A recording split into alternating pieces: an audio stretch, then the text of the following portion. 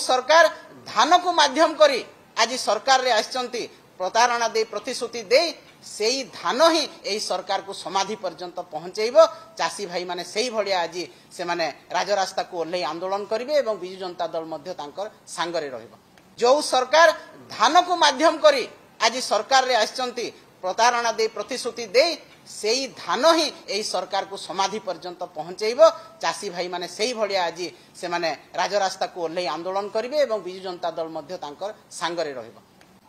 आज जो गुरुत्वपूर्ण विषय नहीं कि आमर शंख भवन ठारे आयोजित होता बैठक निश्चित भाव में ओडिशार कृषक माने होउछंती ओडिशार मेरुदंड एवं से मेरुदंड आज भांगी जाइछि। जो प्रतिश्रुति देइथिले बीजेपी सरकार निर्वाचन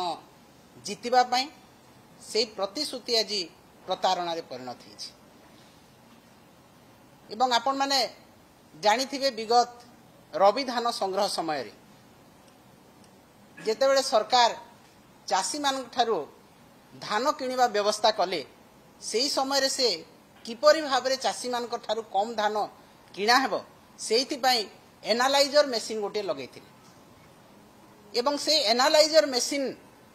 जहा कि चासी मान को धान बिक्री करिबारे अनेक असुविधा कला एवं चासी माने धान बिक्री करि पारले नाही। तापरे अदिनिया वर्षा करकापात खलारे धान भिजिला मार्केट रे धान भिजिला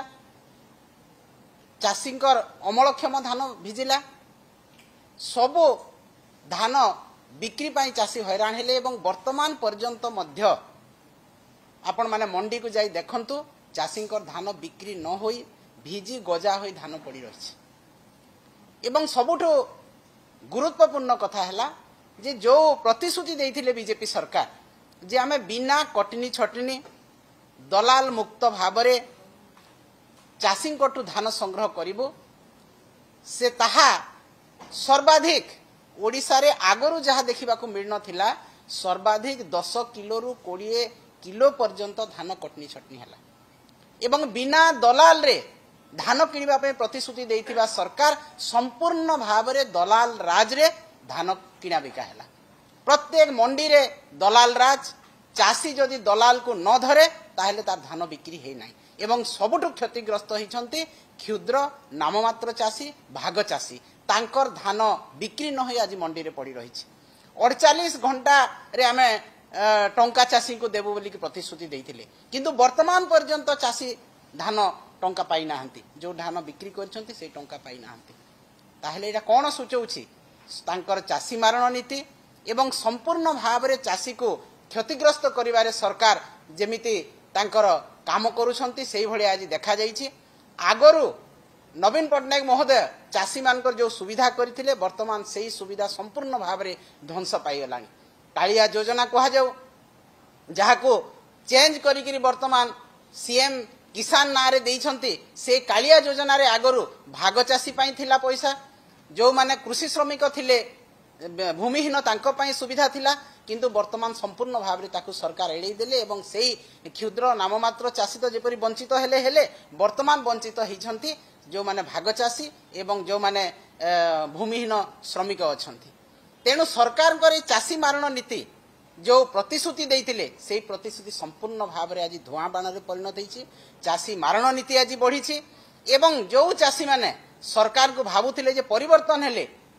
आहुरी आमे किछि नुआ जिंस पाइबु से सबु आज पानी रगार होईछि। प्रधानमंत्री जेतेबेले बरगड़ गस्त करथिले सेही समय कहिथिले जे 3100 टंका आमे एमएसपी देबो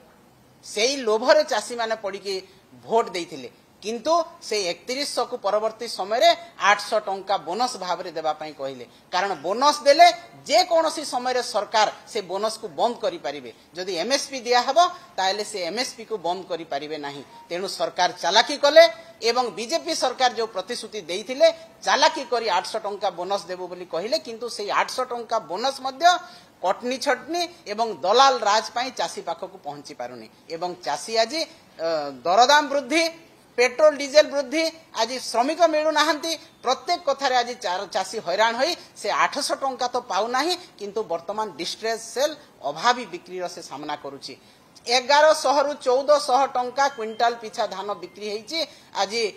3100 देबा नारे 1400 टंका भीतर आज चासी धान बिक्री करिची एटा कोन चासी मारण नीति चासी मान को मेरुदंड भांगिबा नीति एवं चासी मान को शोषण करूछंती बीजेपी सरकार आमे दृढ़ भाव रे आकु निंदा करूछु एवं आगामी दिन रे चासी रा आंदोलन रे बिजु जनता दल शामिल हेई सरकार को उपयुक्त पदक्षेप नेब जेपरि कि सरकार ए गादी छाड़िबे जो सरकार धान को माध्यम करी आज सरकार रे आछंती प्रतारणा दे प्रतिश्रुति दे सेई धान ही एही सरकार को समाधि पर्यंत पहुंचेइबो चासी भाई माने सेही भलिया आज से माने राजरास्ता को ओल्लै आंदोलन करिवे एवं बिजु जनता दल मध्य तांकर सांगरे रहइबो।